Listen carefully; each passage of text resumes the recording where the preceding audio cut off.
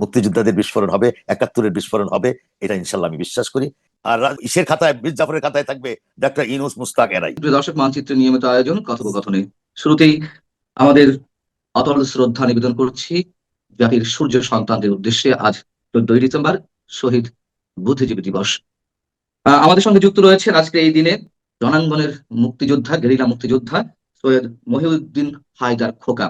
সঙ্গত কারণেই তার সঙ্গে আমরা কথা বলবো আগামী কোন বাংলাদেশে আমরা যাচ্ছি, কি স্বপ্ন ছিল তাদের। সৈয়দ মহিউদ্দিন হায়দার খোকা, আপনাকে স্যালুট প্রথমেই এবং আমন্ত্রণ জানাচ্ছি আমাদের অনুষ্ঠানে।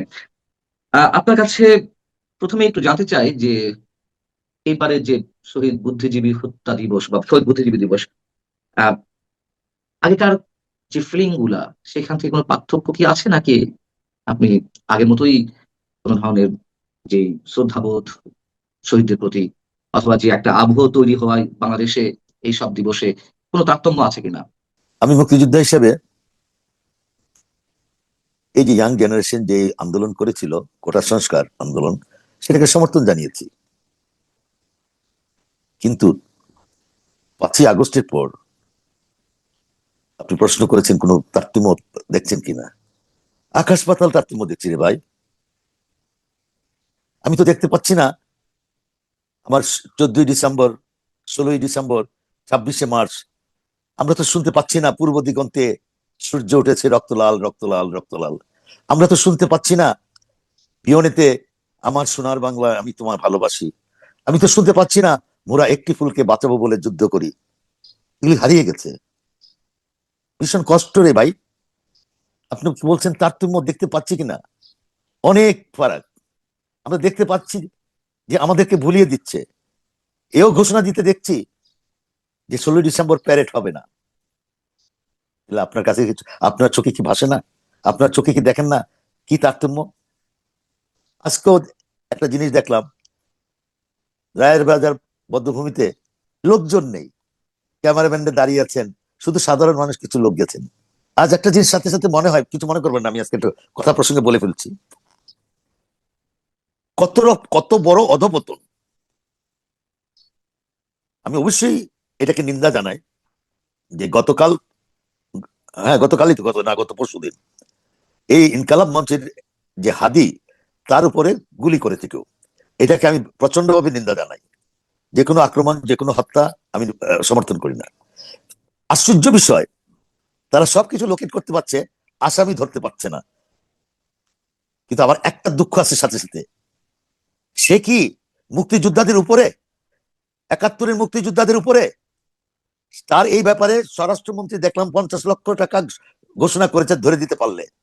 কিন্তু আমার কাছে কষ্ট লাগে যখন আমার ভাই কানুকে মারা হয়েছিল, তার আসামিদেরকে ধরে নাই, বলে নাই যে আমি এইটা করলাম তাকে ধরে দেওয়ার জন্য। কোন কানু সাহেব? কুমিল্লার কানু, মুক্তিযোদ্ধা কানু। আচ্ছা আচ্ছা, জি জি, বুঝতে পারছি। হ্যাঁ, তার আসামিদেরকে ধরা হয়নি। সে তো সূর্য সন্তান। আমার কাছে এই পার্থক্য লাগছে এই সরকারের এই সময়ের। মুক্তিযুদ্ধের আদর্শকে ধ্বংস করার জন্য, মুক্তিযুদ্ধকে ধ্বংস করার জন্য, যেরকম এই যে ইসলামিক বক্তা, সম্ভবত জামাত ইসলাম করে ইব্রাহিম সাহেব, কাজী ইব্রাহিম, উনি বলেছেন 71 বাদ দিতে হবে। 71 মিথ্যা, যারা করছে তারা মিথ্যা, 71-এর স্বাধীনতা সব মিথ্যা, 71-এর প্রজন্ম মিথ্যা, সব মিথ্যা। এই যে ঘৃণিত প্রজন্ম বলেছেন, ঘৃণিত প্রজন্ম।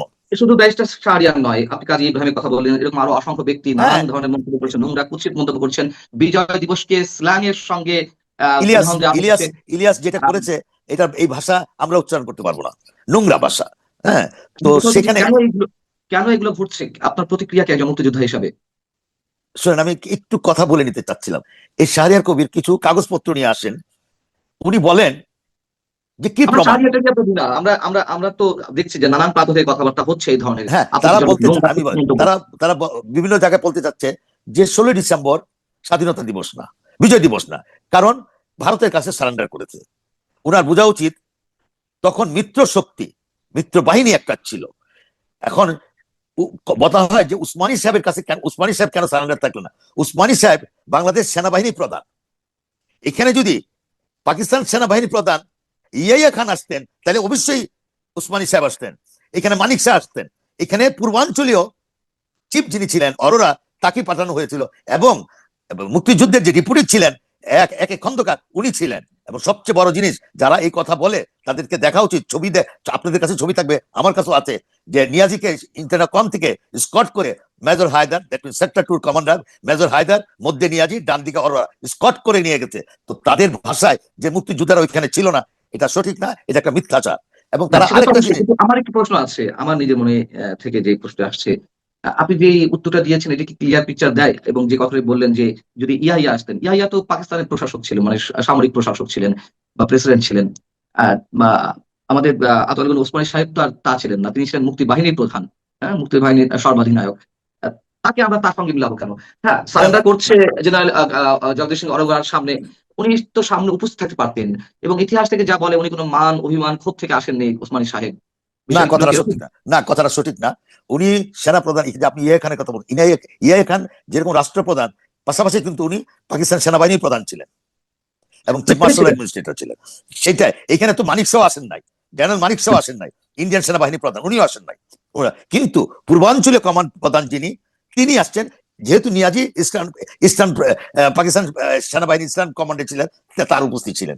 আমি নতুন প্রজন্মের দিকে একটু ফিরে যেতে চাই। আপনি বলছেন যে গণজাগরণ মঞ্চ ৭১ প্রজন্ম আর ২৪ যারা আন্দোলন করেছে, নিশ্চয়ই তারা সবাই স্বাধীনতাকে অস্বীকার করে তা নয়। একটা বড় অংশ অবশ্যই স্বাধীনতাকে স্বীকার করে। এবং বরঞ্চ যারা অস্বীকার করে হয়তো তারা, তাদের একটি অংশ সামনে চলে এসেছে, তারা এখন ফ্রন্ট লাইনে। আমার প্রশ্ন হচ্ছে সেই অংশটা কোথায়? ২৪-এর আন্দোলনে, ২৪-এর গণ আন্দোলনে বা অভ্যুত্থানে যারা যেই তরুণ প্রজন্মের অংশটি মুক্তিযুদ্ধের চেতনায় বিশ্বাসী ছিল, গণজাগরণ মঞ্চের যে অংশটি মুক্তিযুদ্ধের চেতনায় প্রবল ভাবে বিশ্বাসী ছিল, তারা কোথায়? এটার উত্তরটা আমি দুইটা ভাগে দিই। আপনি তো দুইটা আহ গণজাগরণ মঞ্চ একটা প্রজন্ম, যেখানে যার স্লোগান শুনেছিলাম, লাকি নামে একটি মেয়ের, নিশ্চয়ই সে এত বছরে 2012, 2011, 2013, 2014, সে নিশ্চয়ই এখন সেই লাকি নেই, নিশ্চয়ই অনেক বড় হয়েছে। তার দেখেছি কিছুদিন আগে লাকি শাহবাগে এসেছিল, তখন তাকে একটা ট্যাগ দেওয়া হয়েছিল, শাহবাগে আবার আসছে, ঠিক আছে। আর এখনকার প্রজন্মে যারা আন্দোলনে নেমেছিল, আমি সোজা ভাষায় আপনাকে বলি, আমি নাম নিয়ে বলি, হাসনাতের ভিডিও আমার কাছে আছে, সে স্লোগান দিচ্ছে, বঙ্গবন্ধুর বাংলায় বৈষম্যের স্থান নাই, মুক্তিযুদ্ধের বাংলায় বৈষম্যের স্থান নাই। তাহলে এই সার্জিৎ, তার অসংখ্য ভিডিও আছে, বঙ্গবন্ধুকে সে কি বলেছে, বঙ্গবন্ধু সম্পর্কে বলতে বলতে সে মুখে ফেনা উঠে দিয়েছে। তারাই 5ই আগস্টের পরে সুরটা চেঞ্জ করেছে। এখন যারা ডাকসুতে আছে, ছাত্র এরাও তো ছিল আন্দোলনে, এই আন্দোলনে তারা কি করেছে, তাদেরও তো নিজের স্বীকারোক্তি ছিল, মুখোশ পরে তারা ছাত্রলীগ করেছে, তাই না? তাহলে এরাই, তাহলে কি বলবো, যে যারা আজকে বঙ্গবন্ধুর বাংলায় বৈষম্য স্থান নাই, মুক্তিযুদ্ধের বাংলা বৈষম্য স্থান নাই, এখন যখন তারা অস্বীকার করছে, অস্বীকার মানে কি, 71-কে অস্বীকার করছে, কালকে হাসনাদের যে ভাষা শুনলাম 71-এ জায়গা হবে না, তো সেখানে দ্যাট মিনস কি, তাকে আমি কি বলবো, স্ট্রেট সুধা ভাষা বলবো, হিপোক্রেট। তারা আমাদের সঙ্গে ধোঁকাবাজি করেছে, জাতির সঙ্গে ধোঁকাবাজি করেছে। কিন্তু একটা জিনিস তাদেরকে মনে রাখতে হবে, আমি জাস্ট একটা উদাহরণ দিয়ে বলছি, 1972 সালে জাসদ জন্ম হয়ে যেরকম আজকে জাসদের কোনো চিহ্ন নাই, আগামীতে আপনি দেখবেন এই ছেলেপেলেদের কোনোদিন কোনোটাকে খুঁজে পাওয়া যাবে না।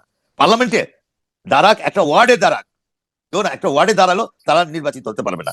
এই এইভাবে কিন্তু পাশাপাশি, ওই যে বললাম কিছুক্ষণ আগে, আমি নিজে থেকে বলতেছিলাম, আমরা যখন স্বাধীন করে আসছি অস্ত্র ছিল গাড়ে, চিন্তা করি নাই এই জিনিসটা নিব, ওই জিনিসটা নিব, এই ক্ষমতা চালাবো, ওই ক্ষমতা চালাবো। তারা তো 2 দিন আগে যে অবস্থা ছিল, তাদেরকে প্রশ্ন করে না কেন দুদক, তাদেরকে প্রশ্ন করে না কেন দুদক, যে তোমাদের কাছে অর্থ সম্পদ কোথেকে আসলো? এই হলো আজকে এদের চরিত্র। আর এই চরিত্রের সঙ্গে যেহেতু চরিত্র হনন হয়ে গেছে, এবং চরিত্র হননের মূল মাস্টার দাতা হলেন ডাক্তার মোহাম্মদ ইউনূস। সুধা ভাষায় আমি একটা জিনিস আপনাকে বলবো, যদি কষ্ট না করেন আমি বলে দেব, সেটা হলো আজকে যে অবস্থাটা সৃষ্টি হয়েছে, যে হাদিকে কেন্দ্র করে, হাদিকে গুলি করবে কেন আওয়ামী লীগ? আওয়ামী লীগের খায় দেওয়া কাম নাই। হাদিকে কেন গুলি করবে বিএনপি? বিএনপি খায় দেওয়া কাম নাই। হাদিকে ইম্পর্টেন্ট পার্সন বিএনপির কাছে, যেখানে থেকে বারে বারে বলতেছে নির্বাচনী এলাকা ঢাকা 8, আব্বাসের কাছে, মানে আব্বাসের কি বলবো, আব্বাসের যে পারিবারিক যে ভোটার আছে, তারও তো 10 ভাগের 1 ভাগ পাবে না সে পুরা কনস্টিটিউন্সিতে। যদি তাহলে তো সে তো ঠিক না আব্বাসের জন্য। তাহলে বিএনপি কোন খায় লাগছে? চিন্তা করতে হবে বেনিফিটেড কে। আমি তো বলে ফেলছি 12 ফেব্রুয়ারি ইলেকশন হবে, বেনিফিটেড হবে কে? এ তো একটা হাতিয়ার হিসাবে ব্যবহার হচ্ছে, ও তো একটা উসিল্লা হিসাবে ব্যবহার হচ্ছে, নিরীহ ছেলে হিসাবে আজকে সে বলি পাঠা হতে যাচ্ছে। এই হাদি হাদি কি, যদি বিবেক থাকে ওকে আল্লাহ বাঁচায় রাখলে বুঝবে যে আমি কেন বলির পাঠা হতে যাচ্ছি। লাভবান হবে কারা দেখেন না, ঐক্যমত দেখার জন্য যে জুস খাওয়া খাওয়াইতে দেখেন না, এখানে লাভবান হবে ডাক্তার ইউনূস। ডাক্তার ইউনূসের কিছু হবে না, এরকম 10টা হাদিও যদি কেন পৃথিবীতে চলে যায়। বলি পাঠা কারা করছে তাকে? ডাক্তার ইউনূস কেন? একেবারে ক্যালকুলেশন, যেহেতু সে বলে ফেলছে যে ইলেকশন হবে, ইলেকশন তো সে দিতে চায় না, না দেওয়ার পথ তো খুঁজতে হবে। এই এই একটা হচ্ছে, আরেকটা দেখেন আবার একটা জখম হয়েছে, কোপাকুপি হয়েছে উত্তরায়, এগুলো সে কালেকশন করবে, এগুলি করে বলবে আপনারা তো কিছু করতে পারছেন না, এই অবস্থাতে ইলেকশন দেওয়া যাচ্ছে না, 2-4টা ইলেকশন অফিস পুরানো হবে। সব তার ডিজাইন এগুলো ভাই, এগুলো সব তার পাল্টা ডিজাইন। প্রশ্ন, প্রসঙ্গক্রমে পাল্টা প্রশ্ন তো আনতেই হয়। আওয়ামী লীগ তো বলেছে নির্বাচন প্রতিহত করা হবে, তো এইগুলো কি প্রতিহতের কোনো লক্ষণ কিনা? এবং যাকে সন্দেহ করা হচ্ছে সে ফাইসাল তো ওরফে শিবিরের লোক। বাদশা, কিন্তু বলা তো হচ্ছে ছাত্রলীগের সাথে না, জড়িত ছিল। সে তো শিবিরের লোক, কিছুদিন আগে তো অ্যারেস্ট ছিল, তাই সে আবার বেল পায় কি করে? দুবার দুবার বেল পাইছে। যা যে উকিলে বেল নিয়ে দিচ্ছে তাকে জিজ্ঞাসা করেন। এত আবার আমরা এই হাদির সঙ্গে তো ঘোরাঘুরি করছে। জি প্লাস আমরা শুনেন, আমি আপনাকে একটা জিনিস বুঝাই দিচ্ছি। জি যদি বলেন কি প্রমাণ, প্রমাণ নাই। এটা হলো লাভ, আমি হিসাব করবো এখানে লাভ কার। আওয়ামী লীগের কথা বলেন, আরে ভাই আওয়ামী লীগের তো খুঁজেই পাওয়া যায় না, ওরা দিনের বেলা আসবে, এটাকে কেউ বিশ্বাস করে? আমি আমি পাগলও বিশ্বাস করবে না। যেহেতু আর বুদ্ধিজীবী এমনি বলছিলে দেখা যাচ্ছে, না এমনি দেখা যাচ্ছে বিএনপির উপরে আঙ্গুল উঠাতে চাচ্ছে অনেকে। বিএনপি কি, মির্জা আব্বাস বিএনপির, আমি তো একটা পাগলও বুঝবে মির্জা আব্বাসের কাছে ও কি। একজন মুক্তিযোদ্ধা যখন স্বাধীনতা বিরোধী শক্তির পতাকা তলে, কোন রাজনৈতিক শক্তির পতাকা তলে গিয়ে ভেড়েন, তখন আর একজন মুক্তিযোদ্ধা হিসেবে আপনার প্রতিক্রিয়াটা কেমন হয়? আমি আপনার কাছে, এটা আমি দেখেছি, আমি নামই বলি, মেজর আক্তার, উনি কালকে আমি তার একটা টক শো দেখেছি আপনার সাথেই, আপনি বিভিন্ন কোশ্চেন করেছেন, উনি যে উত্তরগুলো দিয়েছেন, আমি সেই জন্য কালকে আমার ঘুম হয়নি, আমি খুব কষ্ট পেয়েছি। আমি তো অস্বীকার করবো না, উনি আমার রণাঙ্গনের ভাই, আমার ভাই, কি কারণে এরকম ডিরেল হয়ে গেল? উনি যে উত্তরগুলো দিয়েছেন, যে ওটার মধ্যে উনি আদর্শ দেখছেন, উনি এখন রাজাকার বলতে উনি খুশি হচ্ছেন, এই ভাষা আমার কাছে নাই।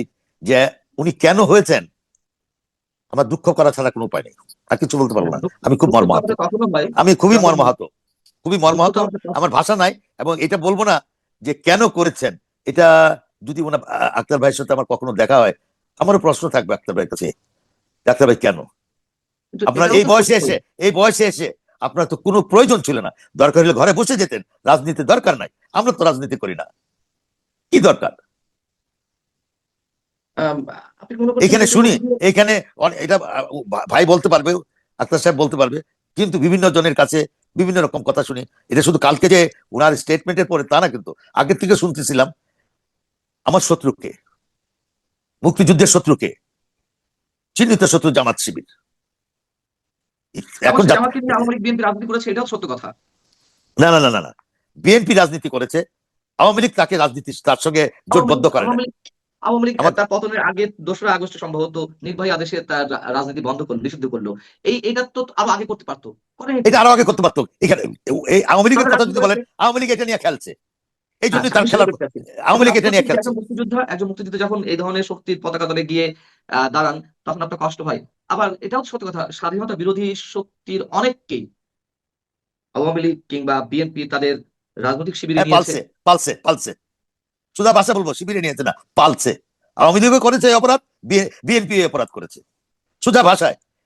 ভাই আমি একটা কথা বলি, আমরা মুক্তিযোদ্ধা, এই একটা আমাদের পরিচিত, ইনশাল্লাহ আহ এই মুক্তিযোদ্ধারা থাকতে, আমি কয়েকটা জায়গাতে বলেছি যে এই মুক্তিযোদ্ধারা থাকতে তাদের আর হবে না।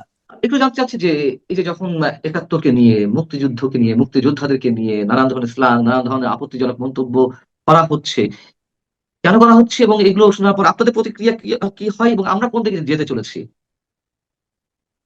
আমাদের প্রতিক্রিয়া বা আমার প্রতিক্রিয়া যদি বলি, আমার প্রতিক্রিয়া যেটা হবে, আমার মুক্তিযোদ্ধা ভাইদের, প্রত্যেকটা মুক্তিযোদ্ধাদের একই প্রতিক্রিয়া আসবে। তারা যেভাবে, এটা তো তাদের আগের থেকে প্ল্যান, তারা তো সেই 71 সালে পরাজয় হওয়ার পর থেকে তারা তো ঘাপটি মেরে বসেই ছিল, কখন সুযোগ পাবে, কখন সুযোগ পাবে, সেই সুযোগের অপেক্ষায় আজকে তারা 5ই আগস্ট, গত বছরের 24শে 5ই আগস্ট তারা পেয়েছে। এখন তারা সামনে এসছে, তারা মুক্তিযুদ্ধকে মুছে ফেলতে চাচ্ছে, তারা চেষ্টা করছে, তারা সংবিধানকে মুছে ফেলবে, তারা চেষ্টা করছে, তারা তো করবেই। কিন্তু ইনশাআল্লাহ আমরা প্রতিহত করছি, আমরা করে যাবই। শোনান, ইতিহাসকে কেউ মুছে ফেলতে পারবে না। যদি আজকে 1757 সালে যান, তখন 3টা ব্যক্তির নামই আসবে, সিরাজদৌল্লা, লর্ড ক্লাইভ, মির্জা জাফর। আরো 100 বছর পরে, 50 বছরে এই ইতিহাস আসবে, নাম আসবে বঙ্গবন্ধু, জামাত শিবির স্বাধীনতা বিরোধী, আর ইসের খাতায়, মীর জাফরের খাতায় থাকবে ডক্টর ইউনূস মুস্তাক এরাই। আর কোনো অন্য কোনো নাম থাকবে না। এই ইতিহাসকে মুছতে পারবে না কোনোদিন। এটা ঠিক যে আমরা হারবো না, হারি নাই। মুক্তিযুদ্ধ যখন করেছি তখনও আমরা আমাদের মনোবল নিয়ে, শক্ত নিয়ে করেছি। এখনো আমরা মনোবল শক্ত আছে। আমাদেরকে মানে ওভারটেক করে, বাইপাস করে ইউনূস সাহেবের সেই ক্ষমতা হবে না। এই যে আজকে যতগুলো অপকর্ম করছে, এই অপকর্মগুলোই সরকার যে করাচ্ছে, হাদির উল্লেখ করে বলে, এই অপকর্মগুলি কিন্তু আমরা যাতে সামনে না আসতে পারি এজন্যই করাচ্ছে। আপনি মুক্তিযুদ্ধ বললেই তো একটা ট্যাগ লাগাইতে যাবে আওয়ামী লীগ, মুক্তিযুদ্ধকে আওয়ামী লীগ, এটা হইলো নাকি? আমরা তো দল করি না, কিসের জন্য ট্যাগ দিবে? আওয়ামী লীগের বিচার করো গে। কিন্তু মনে রাখবেন, বিস্ফোরণ যখন হবে আল্লাহ প্রদত্ত, সেটা কেউ ঠেকায় রাখতে পারবে না। মুক্তিযোদ্ধাদের বিস্ফোরণ হবে, 71-এর বিস্ফোরণ হবে, এটা ইনশাল্লাহ আমি বিশ্বাস করি। 71-এর প্রজন্ম 71-এর আদর্শে বিশ্বাসী, মুক্তিযুদ্ধের আদর্শে বিশ্বাসী। কারণ আমাদের আদর্শটা কোনো লোভ লালসার মধ্যে ছিল না, আমাদের আদর্শটা নির্ভেজাল ছিল, দেশের মাটিকে ভালোবেসে আদর্শ ছিল। ওইটা কোনোদিন পরাজিত হতে হবে না ইনশাল্লাহ, এটাই আমি বলতে পারি। অনেক ধন্যবাদ সৈয়দ মহিউদ্দিন হায়দার খোকা, একজন গেরিলা যোদ্ধা। আপনার প্রতি আবার স্যালুট জাতির পক্ষ থেকে আপনাকে। সালাম আজকের এই দিনে, শহীদ বুদ্ধিজীবী দিবসে। আপনি ভালো থাকবেন। দর্শক, শেষ করছি, আপনারা ভালো থাকবেন, আপনি ভালো থাকেন, আপনার দর্শকরাও ভালো থাকুক। শহীদ বুদ্ধিজীবীদের প্রতি আমাদের আবারও অটল শ্রদ্ধা।